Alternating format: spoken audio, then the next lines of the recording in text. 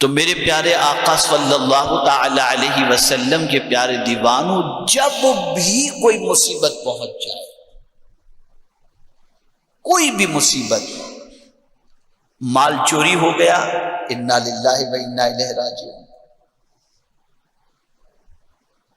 پیر میں کانٹا چبھ گیا، انا للہ و انا الیہ راجعون، کوئی بھی مصیبت پہنچ جائے، کوئی ایکسیڈنٹ، انا للہ و انا الیہ راجعون۔ اب اس کا فائدہ کیا ہے؟ اس سلسلے میں میں آپ کے سامنے 4 حدیثیں پیش کرنے کی سعادت حاصل کرتا ہوں، کم و بیش۔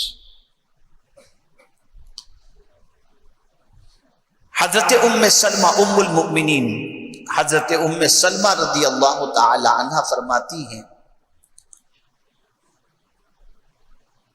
کہ رسول اعظم صلی اللہ تعالی علیہ وسلم سے میں نے سنا کہ آقا کریم صلی اللہ علیہ وسلم نے ارشاد فرمایا، جب کوئی مصیبت پہنچے تو پڑھو انا للہ و انا الیہ راجعون، اور ساتھ ہی ساتھ یہ دعا بھی، اللہم اجرنی فی مصیبتی واخلف لی خیرا منہا۔ تو حضرت ام سلمہ رضی اللہ تعالی عنہ کہتی ہیں کہ سرکار صلی اللہ علیہ وسلم نے یہ تعلیم فرمائی، اور میرے جو شوہر تھے ابو سلمہ، وہ مجھے بہت چاہتے تھے اور بڑے بہترین انسان تھے۔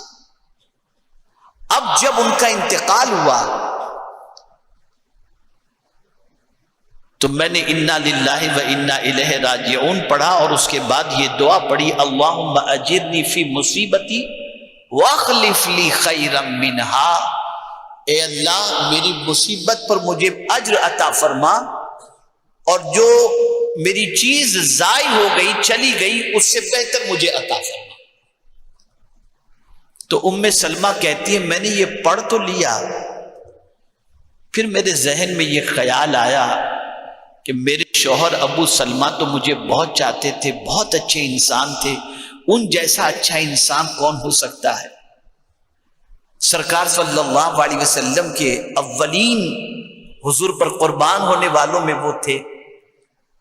اب جب حضور صلی اللہ علیہ وسلم نے فرمایا کہ انا للہ و انا الیہ راجعون، اور اللہم اجرنی فی مصیبتی واخلف لی خیرا منہا، اس کے پڑھنے سے اس سے بہتر چیز تمہیں اللہ عطا کر دے گا، تو میرے شوہر سے بہتر کون ہوگا؟ لیکن سوچا انہوں نے کہ چلو میں پڑھ لیتی ہوں، انہوں نے پڑھ لیا۔ تو کچھ دنوں کے بعد حضور نے اپنا پیغام شادی کا بھیج دیا، اپنا پیغام بھیج دیا۔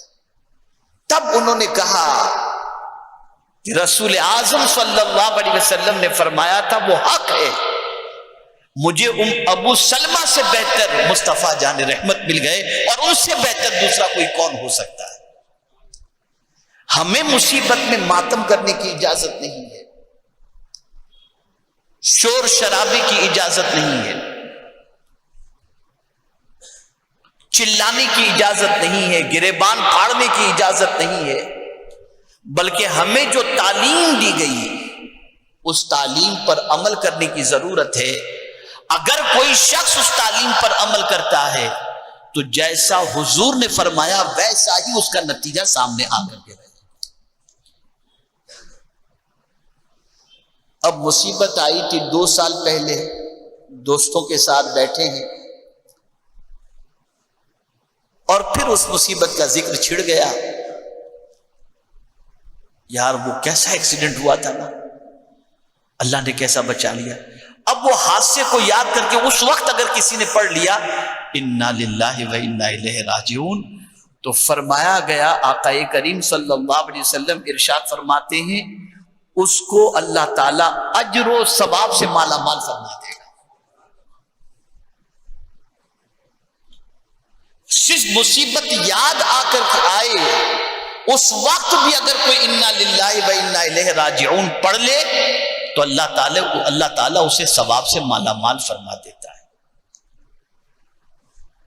اور کسی کا عزیز اس دنیا سے چلا گیا، بچے کا انتقال ہو گیا، ماں کا انتقال ہو گیا، باپ کا انتقال ہو گیا، رشتہ دار کا انتقال ہو گیا.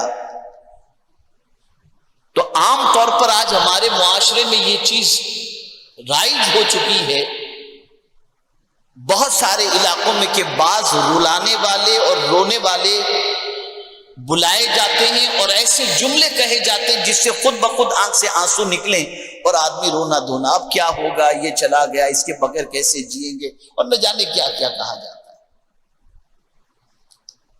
اب یہ حدیث شریف آپ سماعت فرمائیں. آقا کریم صلی اللہ علیہ وسلم ارشاد فرماتے ہیں کہ جب کسی کا کوئی قریبی فوت ہو جاتا ہے تو اللہ تعالیٰ فرشتے سے فرماتا ہے تو نے فلاں کی روح قبض کر لی؟ وہ کہتا ہے ہاں میں نے روح قبض کر لی. کہا اچھا یہ بتا اس کے رشتہ دار اس کے مرنے پر کیا کہہ رہے تھے؟ تو فرشتے عرض کرتے ہیں کہ مولا وہ یہ کہہ رہے تھے انا للہ و انا الیہ راجعون. بس میرے رب کو پیار آتا ہے. رب فرمائے گا فرشتوں جنت میں ایک محل بناؤ جس کا نام ہی لکھ دو بیت الحمد. اب جن لوگوں نے اس بندے کی روح قبض کرنے کے بعد اس کی جدائی پر انا للہ و انا الیہ راجعون پڑھا انہیں جنت کا وہ محل عطا کر دیا.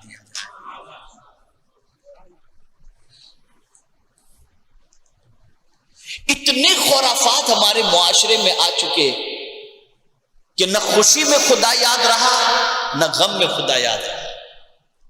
غم میں سگریٹ یاد آ گئی، غم میں شراب یاد آ گیا، غم میں پاگل پن یاد آ گیا، غم میں ڈرگ یاد آ گیا. اور خوشی میں آپ دیکھیں تو پکچر کے اندر لگے ہوئے ناچ گانے باجے تماشے میں لگے ہوئے.